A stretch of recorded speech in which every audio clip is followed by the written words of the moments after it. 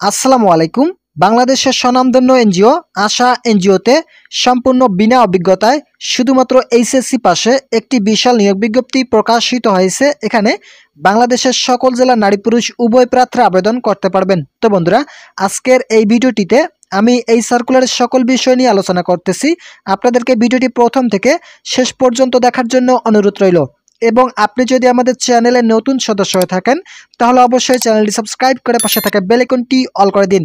আশা এনজিওতে যে সার্কুলারটি প্রকাশিত হয়েছে, এই সার্কুলারে আপনাদেরকে আবেদন করতে হলে যাদের এইচএসসি পাস রয়েছে তারা আবেদন করতে পারবেন। এছাড়াও যাদের মাস্টার্স অথবা অনার্স পাস রয়েছে তারাও কিন্তু আবেদন করার সুযোগ পাবেন।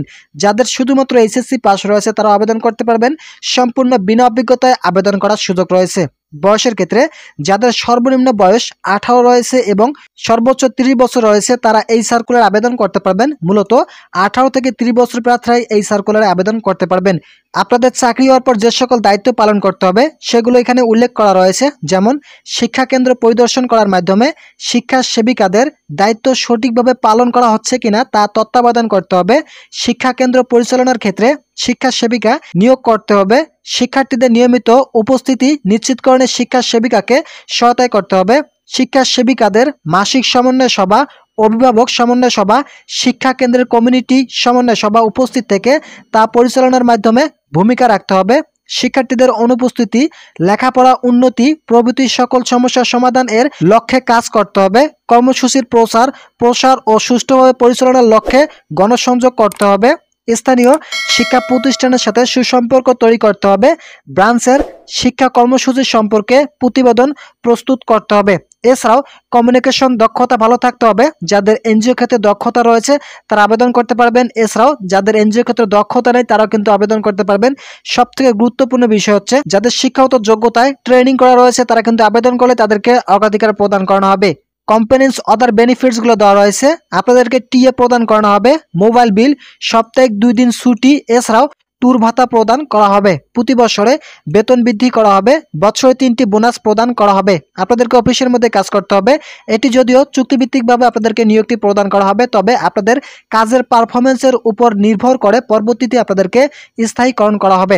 মুন্সিগঞ্জের স্থায়ীভাবে কাজ করা মন মানসিক থাকতে হবে। যে সকল চাকরি প্রার্থীরা এই পদের জন্য আবেদন করবেন তাদেরকে অবশ্যই মুন্সিগঞ্জ জেলায় স্থায়ীভাবে কাজ করতে হবে। যদিও মুন্সিগঞ্জ জেলা আপনাদেরকে স্থায়ীভাবে কাজ করতে হবে, তবে এখানে বাংলাদেশের সকল জেলার প্রার্থীরা আবেদন করতে পারবেন।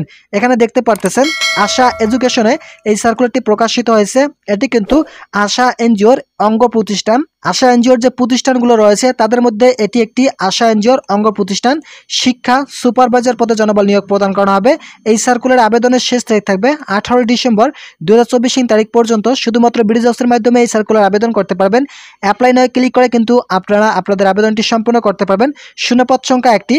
যদিও শূন্যপদ সংখ্যা 1টি দেওয়া রয়েছে, তবে এখানে প্যানেল আকারে নিয়োগটি প্রদান করা হবে। পরবর্তীতে আপনাদেরকে ফোন অথবা SMS এর মাধ্যমে পরীক্ষার স্থান জানিয়ে পরীক্ষায় অংশগ্রহণ করতে হবে। বেতন প্রতি মাসে 12,420 টাকা প্রদান করানো হবে। এছাড়া বেতন কিন্তু প্রতি বছরে বৃদ্ধি করা হবে। এই বিজ্ঞপ্তিটি প্রকাশিত হয়েছে 28 নভেম্বর 2024 তারিখে। তো বন্ধুরা, এখানে ব্রিজ হাউসের মাধ্যমে এই সার্কুলারটি প্রকাশিত হয়েছে।